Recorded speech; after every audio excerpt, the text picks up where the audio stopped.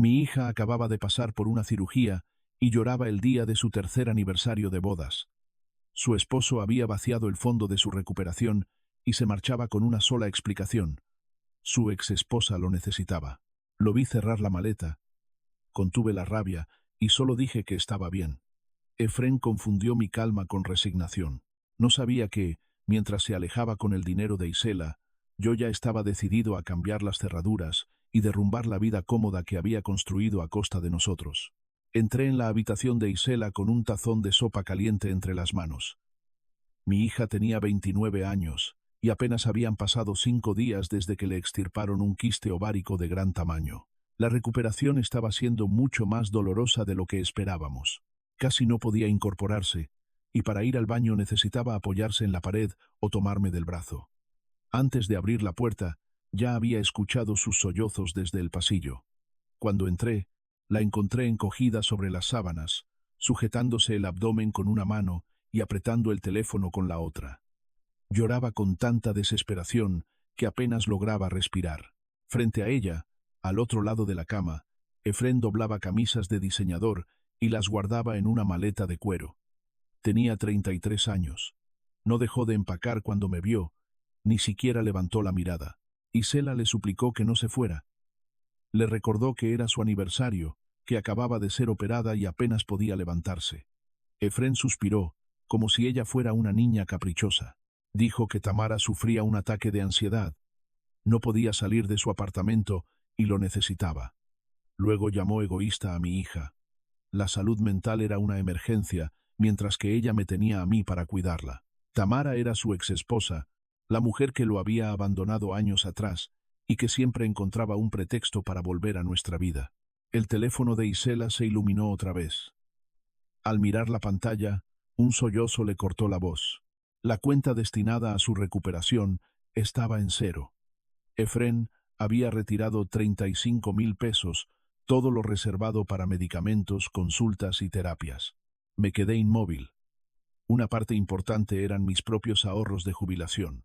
Efrén cerró la maleta y me miró sin vergüenza. Dijo que había tomado prestado el fondo porque los vuelos de último momento eran caros y Tamara necesitaba terapias urgentes.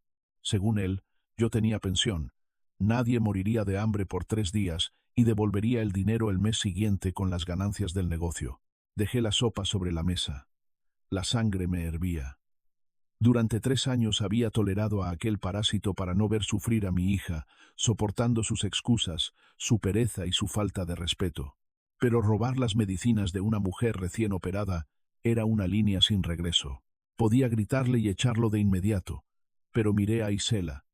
Estaba destrozada, y el médico había prohibido cualquier alteración que complicara su recuperación. Si yo provocaba una escena, ella pagaría el precio. Entonces mi rabia se volvió fría, precisa y calculadora.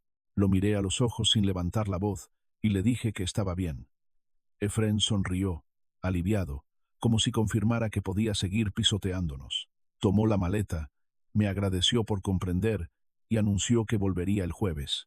Pasó junto a mí, bajó y subió al taxi que ya lo esperaba. Cuando el motor se perdió en la calle, Isela escondió el rostro en la almohada y lloró hasta agotarse. Me senté a su lado, le acaricié el cabello y guardé silencio. Dentro de mi cabeza, el reloj ya corría. Efrén no sabía que acababa de firmar su propia sentencia financiera. Recorrí el pasillo de mi casa. Cada tabla, puerta y marco había pasado por mis manos. Me llamo Severiano, tengo 67 años, y fui contratista y carpintero durante 4 décadas. Trabajé de lunes a domingo para poseer aquella propiedad, valuada en más de 2,5 millones de pesos y registrada únicamente a mi nombre. Mi esposa murió 7 años antes. En su lecho de muerte prometí cuidar a Isela y no dejarla sola. Esa promesa se volvió mi debilidad. Cuando mi hija conoció a Efrén 3 años atrás, desde el principio, supe que algo no encajaba. Efrén tenía 30 años, hablaba mucho y trabajaba poco. Presumía de un negocio de refacciones que nunca despegaba. Isela estaba enamorada y se casaron en una ceremonia sencilla. Como él no podía pagar un apartamento decente y mi hija temía vivir en una zona peligrosa, cometí mi peor error. Les ofrecí la planta principal de mi casa hasta que el negocio funcionara. Nunca curis. Nunca les cobré renta ni servicios. Yo pagaba todo con mi pensión y mis ahorros. Quise proteger a Isela, pero también abrí la puerta a un aprovechado que empezó a devorar nuestra tranquilidad. Mientras preparaba café, recordé todas las señales que había ignorado. 2 años antes, a las 2 de la madrugada, encontré a Efrén escribiendo en el teléfono. Dijo orgulloso que Tamara tenía un problema con el plomero y le pedía consejo. Aseguró que siempre respondía, porque era un hombre transparente y no ocultaba nada a Isela. Usaba esa supuesta honestidad para justificar que no tenía límites con su exesposa. También recordé el hospital. El año anterior, un dolor abdominal terrible llevó a Isela a urgencias. Efrén llegó tarde y oliendo a alcohol. A las 4 de la mañana, llamó Tamara porque su automóvil se había averiado. Él miró a mi hija, tendida con un suero, dijo que ya estaba medicada y se marchó a rescatar a su ex. Isela me rogó que no reclamara. Llorando, afirmó que él tenía un corazón demasiado grande. Ahora entendía que ese corazón solo aparecía cuando la necesitada era Tamara. Después estaban las deudas. Para obtener una línea de crédito de 100.000 pesos, Efrén necesitaba un aval. Me suplicó que firmara y prometió que el negocio compraría una casa para Isela. Puse mi buen nombre y mi historial como garantía. 6 meses antes de la cirugía, dejó incluso de aportar para la despensa. Poco después, encontré un recibo. Pagaba veterinario y alimento de primera calidad para el perro que había adoptado con Tamara. Mientras yo cubría su comida y servicios, él seguía financiando obligaciones con su exesposa. Bebí el café de un trago. Reconocer mi ceguera dolía. Había criado a una hija acostumbrada a disculpar a los demás y alimentado a un parásito. Entonces, el monitor de la habitación de Isela sonó. Subí y la encontré ardiendo en fiebre, con la frente sudada y respirando con dificultad. El estrés había afectado su recuperación. Le puse un paño húmedo y busqué el termómetro. No estaba en el baño. Recordé que Efrén lo había llevado a la pequeña oficina desde la que administraba su supuesto negocio. Bajé, abrí la puerta y empecé a revisar los cajones del escritorio. No encontré el termómetro, pero mi mano golpeó el ratón de la computadora. La pantalla, que estaba suspendida, se encendió. Efrén había dejado abierto su correo electrónico. En la bandeja principal había un mensaje marcado como importante, enviado por un conocido resort de 5 estrellas en Cancún. El asunto decía que se confirmaban la reserva y el pago total de un paquete de aniversario de categoría preferente. Me acerqué y abrí el mensaje. Leí cada línea, cada número y cada fecha. No existía ningún ataque de ansiedad. No había emergencia de salud mental. Efrén había hecho la reserva exactamente 2 meses antes. Había contratado una suite frente al mar para 2 personas. Los nombres eran claros: Efrén y Tamara. El paquete incluía vuelos en primera clase, traslados, cenas y varios servicios especiales. El costo era de 32.000 pesos, cargados a la tarjeta de débito vinculada con la cuenta que yo compartía con Isela para su cirugía y recuperación. Imprimí el comprobante. Escuché el zumbido de la impresora mientras expulsaba la hoja y la tomé entre mis manos. Era una prueba física, indiscutible e irrefutable, de la traición más repugnante que había presenciado.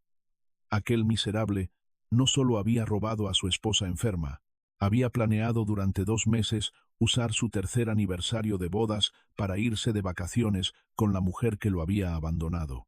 Volví a la habitación de Isela con el papel. Seguía con fiebre y me miró con los ojos agotados. Le dije que sabía cuánto le dolía y cuánto estaba sufriendo, pero que necesitaba ver aquello en ese momento. Le entregué la hoja. Sus manos temblaban mientras leía el nombre del hotel, la fecha de compra, los servicios incluidos y el nombre de Tamara. Vi cómo se le detenía la respiración. Esperaba un grito o una nueva crisis de llanto, pero no ocurrió. Isela bajó el papel y se quedó mirando la pared. El llanto histérico cesó de golpe. Su rostro, pálido por la operación y la fiebre, cambió por completo. Fue como observar una vela apagarse. El dolor visible desapareció y dejó en su lugar un silencio frío y vacío. La verdad había roto la última cadena con la que Efrén la mantenía sometida. Me senté junto a Isela y tomé sus manos. Le dije que durante 3 años habíamos sido el tapete de aquel desgraciado, pero ese día íbamos a levantarnos. Necesitaba saber si estaba conmigo. Al principio guardó silencio, luego apretó mis manos y asintió con firmeza. Fui a mi habitación, abrí la caja fuerte empotrada en el suelo y saqué las escrituras. Mi nombre aparecía como propietario único. No existía contrato de renta ni documento alguno que diera a Efrén derechos sobre la casa. Era un huésped cuya autorización podía ser revocada. Saqué otra carpeta con los documentos bancarios del negocio de refacciones, incluida la garantía de la línea de crédito por 100,000 pesos, que existía únicamente porque mi firma estaba en aquel papel. Mi mente empezó a calcular cada movimiento con la precisión con la que antes diseñaba una pared de carga. Tomé el teléfono y llamé a mi hermano mayor, Clemente, de 65 años. Es un hombre áspero, directo, y siempre había detestado a Efrén desde el primer día. Le dije que necesitaba su ayuda de inmediato, que trajera su camioneta porque íbamos a sacar mucha basura. No hizo una sola pregunta. Contestó que ya iba en camino y colgó. Después llamé al licenciado Osorio, un viejo amigo de 60 años especializado en derecho inmobiliario y familiar. Le expliqué que Efrén había robado 35,000 pesos del fondo médico de Isela, que no tenía contrato de renta y que yo quería expulsarlo legalmente, bloquear sus cuentas y obligarlo a responder. Osorio me pidió reunir estados bancarios, facturas médicas, escrituras y documentos del crédito. Llegaría en 45 minutos para actuar sin quebrantar una sola ley. Osorio llegó 40 minutos después, con traje gris y portafolio oscuro. En la mesa revisó las escrituras, el retiro de 35,000 pesos y la garantía del crédito. Explicó que, sin contrato ni pagos de renta, Efrén era un ocupante tolerado y yo podía revocar su permiso. Para impedir que inventara derechos o alargara la salida en un juicio, también usaríamos el peso legal de lo que había hecho. Osorio señaló el estado de cuenta. Tomar el fondo médico de su esposa incapacitada podía denunciarse como violencia económica. Solicitaría una orden de restricción de emergencia por riesgo para la salud de Isela. Después, redactó la revocación de mi calidad de aval. La presentaría al banco a primera hora. La línea de crédito quedaría congelada, y si Efrén no cubría el saldo, embargarían el inventario y los bienes. Firmé sin temblar. No actuaba por impulso. Retiraba una por una las columnas con las que yo había sostenido su falsa prosperidad. Mientras Osorio guardaba los papeles para acudir al juzgado, escuché el motor de la camioneta de Clemente frente a la casa. Mi hermano entró cargando un rollo de bolsas industriales de basura, negras, gruesas y resistentes. Tenía el rostro rojo de furia contenida, pero al ver mi expresión, entendió que no era momento de gritar, sino de trabajar. Osorio se despidió prometiendo regresar el jueves, antes de las 3 de la tarde, con la orden firmada y apoyo policial. En cuanto cerró la puerta, Clemente y yo fuimos a la habitación que Efrén compartía con mi hija. Mi hermano abrió de un tirón la primera bolsa y preguntó por dónde empezábamos. Le señalé el armario. El armario estaba lleno de camisas de diseñador, sacos a la medida, docenas de zapatos y cinturones europeos, todo comprado mientras yo pagaba su comida y servicios. Arrancamos la ropa de los ganchos sin doblarla. Clemente lanzaba los zapatos como piedras. Encontró una loción importada que costaba más que mi despensa mensual y dijo que Efrén olía a millonario con mi dinero. Ya veríamos cómo olía sin techo. La arrojó dentro de la bolsa. Llenamos 3 bolsas solo con prendas y zapatos. Después vaciamos los cajones, relojes, gafas de sol, cremas y todos los objetos que ocupaban espacio en mi casa. Fuimos a la oficina. Desconecté su consola de videojuegos de última generación, la misma por la que había pagado 15,000 pesos durante el mes en que aseguró no tener dinero para colaborar con el gas. La metimos con sus cables y controles. Añadimos sus papeles, accesorios y cada rastro de su existencia en aquella vivienda. En menos de 2 horas, la vida cómoda de Efrén Quedó reducida a 8 bolsas negras alineadas en el garaje. Cuando cerrábamos la última bolsa, llegó el cerrajero. Le pagué el doble para que trabajara rápido. Cambió la cerradura principal, la puerta de la cocina y el portón por mecanismos de alta seguridad. Entregué una llave nueva a Isela y guardé las demás. Esa noche, su teléfono recibió un mensaje de Efrén. Volvería el jueves a las 3 y pedía que Isela tuviera lista la cena porque llegaría agotado. Terminaba con un «te amo». Leí cada palabra de aquella mentira repugnante. Esperaba que su esposa, recién operada y con el abdomen todavía dolorido, se levantara a cocinarle mientras él tomaba el sol junto a Tamara. Sonreí con una frialdad que hasta a mí me sorprendió. Apagué por completo el teléfono de Isela y lo guardé. No habría más mensajes ni nuevas oportunidades de manipularla. El jueves por la mañana, la trampa terminó de cerrarse. Yo preparaba el desayuno cuando Isela bajó lentamente. Se veía mucho mejor. La fiebre había desaparecido y el dolor físico parecía controlado. Lo más importante era su mirada. Ya no era la de una persona aterrorizada. Me pidió la tableta para revisar las redes sociales desde una cuenta secundaria. Me quedé cerca, preparado para sostenerla si se derrumbaba. A las 10 de la mañana, Tamara hizo pública su propia crueldad. En Instagram había una fotografía recién subida. Aparecía con un bikini diminuto, abrazada al cuello de Efrén en una playa de arena blanca de Cancún. Él sostenía una cerveza y sonreía como si hubiera ganado la lotería. El texto decía que algunos amores eran para siempre, y agradecía que él la cuidara y le diera los lujos que merecía. Observé a Isela de reojo. Miró la imagen durante unos segundos, cerró la aplicación y dejó la tableta sobre la mesa. No derramó una sola lágrima. Tomó su taza de té y con voz firme dijo que aquello le daba asco y que ya no podía esperar a que llegaran las 3. A las 2:45, el licenciado Osorio llegó con un sobre de papel manila sellado por el juzgado. Detrás de su automóvil se estacionó una patrulla con 2 policías municipales. Osorio había explicado al comandante que se ejecutaría una orden de restricción contra un hombre acusado de violencia económica y que existía riesgo de que intentara alterar el orden. Los agentes se colocaron junto al muro del jardín, fuera de la vista directa de la calle. Clemente también apareció con su camioneta y se quedó en el garaje, al lado de las 8 bolsas negras, con los brazos cruzados. Isela permaneció sentada en la sala, lejos de la puerta. Quería presenciar la caída de Efrén, pero le pedí que no interviniera. Esa parte me correspondía a mí. A las 3 en punto, un taxi blanco se detuvo frente a la casa. Vi a Efrén bajar con gafas oscuras, una camisa de lino desabotonada, la piel bronceada y una maleta llena. En la otra mano llevaba una bolsa con regalos de las tiendas del aeropuerto. Se veía relajado y arrogante, como si el mundo le perteneciera. Pagó al conductor, avanzó por el sendero de piedra y metió su llave en la cerradura. Intentó girarla, pero no se movió. La sacó, la examinó y volvió a introducirla, convencido de que se había equivocado. Forzó el metal, sin lograr que la nueva cerradura cediera un solo milímetro. Resopló y golpeó la puerta. Gritó mi nombre y me ordenó abrir. Incluso reclamó que yo debía haber llamado al cerrajero mientras él estaba fuera. Conté hasta 3. Giré la manija desde dentro y abrí de golpe. Efrén estaba a punto de golpear otra vez y dejó el puño suspendido. Su irritación se transformó en confusión al verme. Intentó sonreír, pero la sonrisa se congeló cuando miró detrás de mí.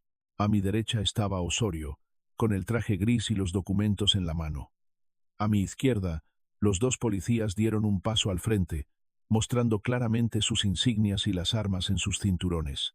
El bronceado de Efrén pareció desaparecer. Su rostro se volvió pálido y enfermizo. Dio un paso atrás. Dejó caer la bolsa de regalos y tartamudeó preguntando qué ocurría, por qué estaba allí la policía y si algo le había pasado a Isela. Le respondí que a Isela no le había ocurrido nada nuevo. El que acababa de quedarse sin vida cómoda era él. Osorio se colocó entre nosotros, abrió el sobre y extrajo la orden oficial. Con voz firme, notificó a Efrén que yo era el propietario absoluto del inmueble y que desde ese instante Tenía prohibido entrar. Efrén abrió los ojos y gritó que aquello era una locura, que vivía allí y era el esposo de Isela. Osorio lo interrumpió. Le recordó que no tenía contrato ni pagaba renta, que mi consentimiento había sido revocado y que además existía una orden de restricción emitida por un juez familiar. La medida se sustentaba en el retiro documentado de 35.000 pesos de una cuenta médica mientras su esposa convalecía. Si pisaba la propiedad o se acercaba a menos de 500 metros de Isela, los agentes podrían detenerlo por desacato. Osorio colocó los documentos contra su pecho. Efrén los sujetó torpemente. Le temblaban tanto las manos que las hojas crujían. Miró los sellos oficiales sin poder aceptar que había perdido el control. Empezó a gritar el nombre de Isela, pidiéndole que saliera y asegurando que yo me había vuelto loco. Repitió que había ido a cuidar a Tamara por una emergencia. Entonces, saqué de mi bolsillo el comprobante del resort, fechado 2 meses antes, y el estado de cuenta que mostraba el retiro.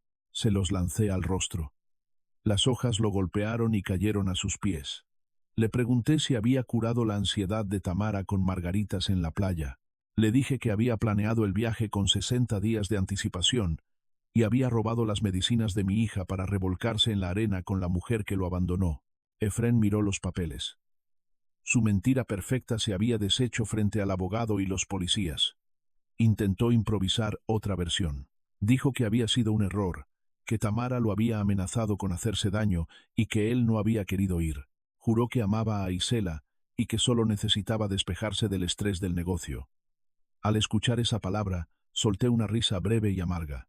Le pedí a Osorio que le explicara qué había ocurrido con su negocio. El abogado ajustó sus gafas y anunció que, a las 8 de aquella mañana, yo había revocado oficialmente mi firma como aval. El banco ya había congelado la cuenta comercial y exigía el pago de los 100.000 pesos pendientes. Si no cubría la deuda dentro del plazo indicado, iniciarían el embargo del inventario y de los activos. Las rodillas de Efrén temblaron. El hombre que 3 días antes había cerrado su maleta con arrogancia, ahora parecía un niño asustado. Su ego, sostenido por mi dinero y mi paciencia, se hizo polvo en menos de un minuto. Empezó a llorar. Dijo que no podía hacerle aquello, que no tenía a dónde ir, que no llevaba efectivo y que toda su ropa y sus cosas estaban dentro. Hice un gesto hacia el garaje. Clemente salió arrastrando la primera bolsa negra y la empujó con el pie hasta que cruzó el portón y cayó en la acera.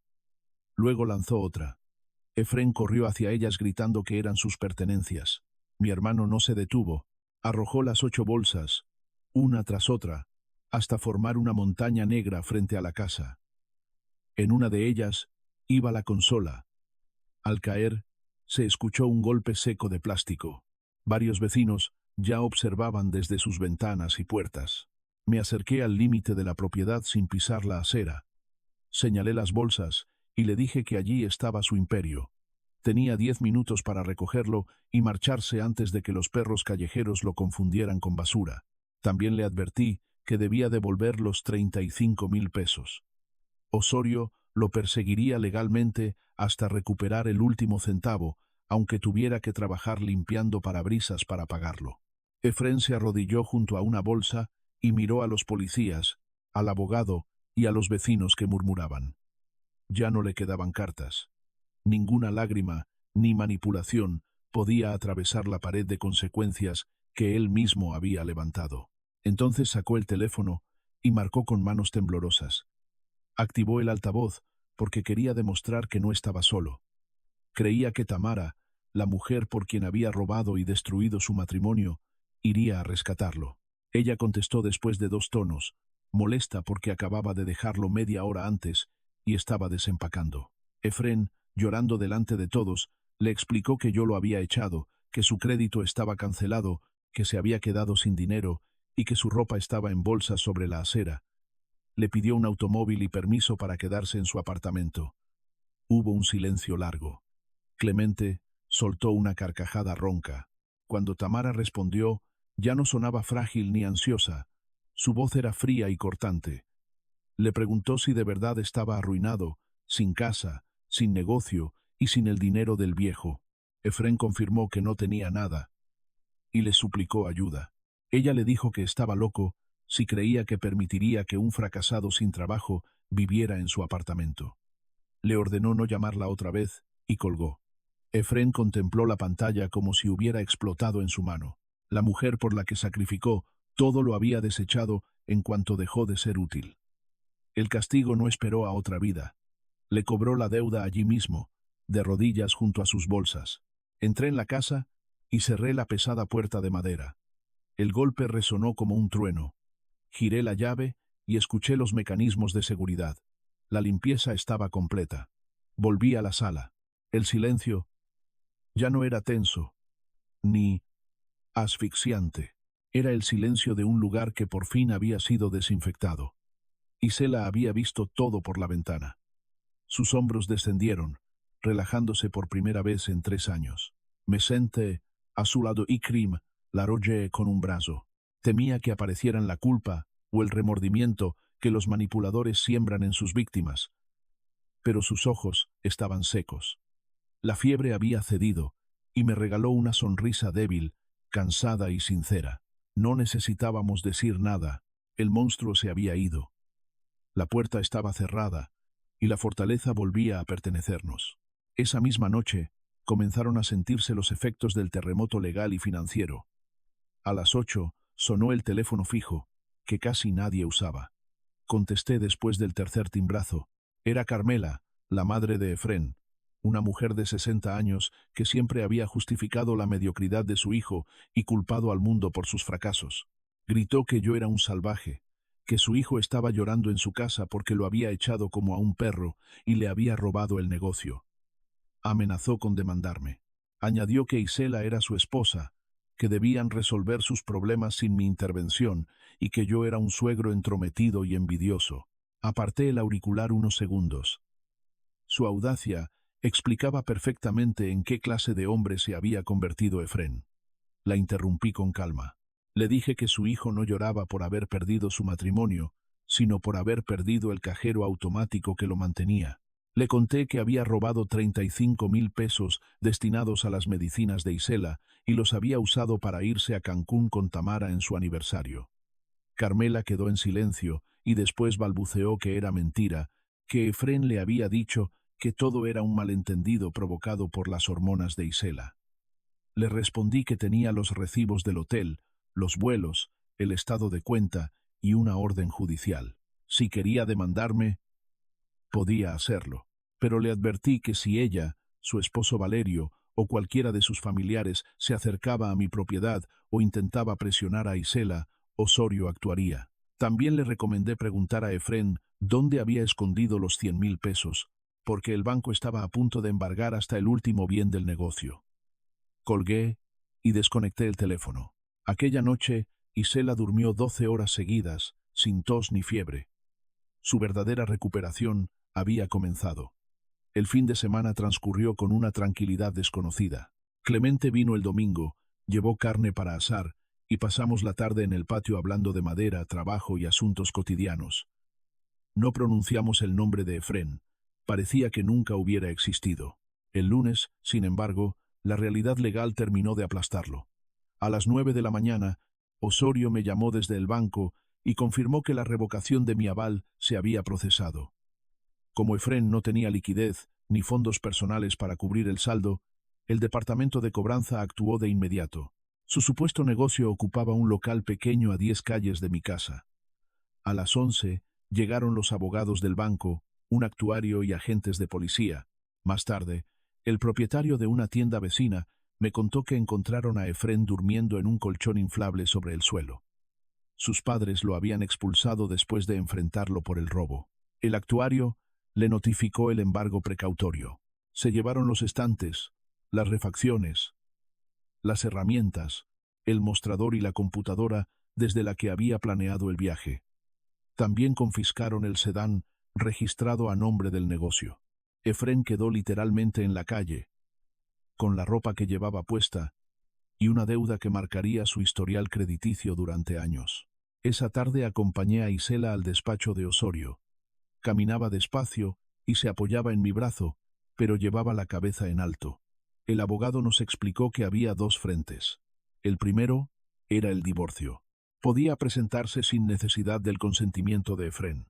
Como se habían casado bajo separación de bienes y no tenían hijos, el trámite sería sencillo. Isela tomó la pluma y firmó 3 páginas sin dudar. El segundo frente era recuperar el dinero. Osorio ya había presentado una denuncia por abuso de confianza y violencia económica. Si el juez avanzaba con el proceso, Efrén podía terminar detenido a menos que llegara a un acuerdo y reparara el daño. Pasaron 3 semanas sin que escucháramos nada directamente de él. Su silencio no era orgullo, sino miedo. Sabía que cualquier intento de acercarse o mentir podía empeorar su situación. En ese tiempo, la salud de Isela mejoró a pasos enormes. Las heridas de la cirugía cicatrizaron, empezó a recuperar peso y el color volvió a su rostro. Comenzó a ayudarme en el taller. Organizaba facturas, lijaba piezas pequeñas y aprendía a confiar otra vez en sus propias decisiones. La dependencia que Efrén había sembrado en ella se marchitaba como una planta sin agua. La confrontación final ocurrió a mediados de noviembre, en una sala de mediación del juzgado penal. Efrén ya estaba sentado cuando entramos.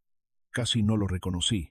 Había desaparecido el hombre bronceado y arrogante de la ropa europea. Llevaba una camisa arrugada, el cabello sucio, había perdido peso y tenía profundas ojeras. No se atrevía a mirarnos. El mediador explicó que admitía haber tomado los 35.000 pesos y quería evitar un juicio que podía terminar en prisión. Su defensor deslizó un sobre hacia Osorio. Dentro había un cheque de caja por los 35.000 pesos, más 5.000 para gastos médicos adicionales. Sus padres habían tenido que comprometer su automóvil para reunir la cantidad y salvarlo de la cárcel. A cambio pedían que Isela otorgara el perdón legal y retirara la acción penal. Osorio revisó el cheque y me miró. Yo miré a Isela. Ella era la víctima y la decisión le pertenecía. Por primera vez en semanas, sostuvo la mirada de Efrén y le preguntó si había valido la pena. Él levantó los ojos llenos de lágrimas de autocompasión. Le pidió perdón. Dijo que lo había perdido todo, que Tamara no quería verlo, que sus padres lo odiaban por haberlos endeudado y que dormía en un sillón prestado. Solo quería que firmara y prometió desaparecer. Isela no mostró compasión. Firmó el documento, se puso de pie y le dijo que aceptaba el dinero porque le pertenecía, porque él se lo había robado mientras ella sangraba en una cama. Pero no lo perdonaba. Simplemente había dejado de importarle. Para ella, Efrén ya no era nada. Salimos de la sala y lo dejamos llorando frente a la mesa, destruido por su propia codicia y condenado a empezar desde cero con la vergüenza de haber arrastrado a sus padres a sus deudas. 2 semanas después llegó la sentencia de divorcio. El vínculo quedó disuelto y el parásito salió de nuestras vidas para siempre. Han pasado 5 meses desde entonces.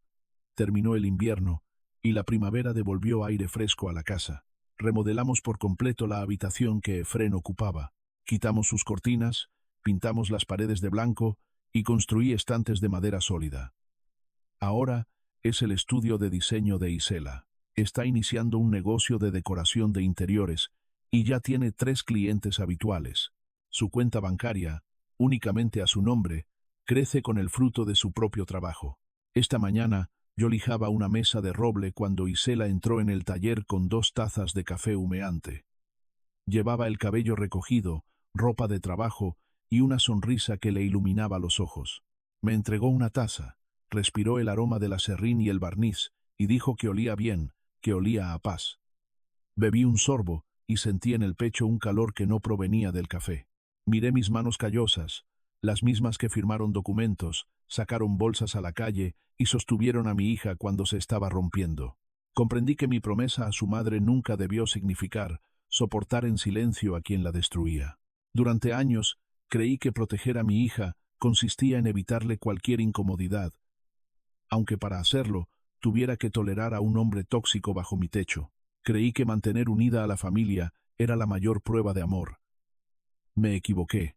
Amar a un hijo no significa convertirse en un escudo ciego que absorbe golpes mientras el agresor permanece intacto.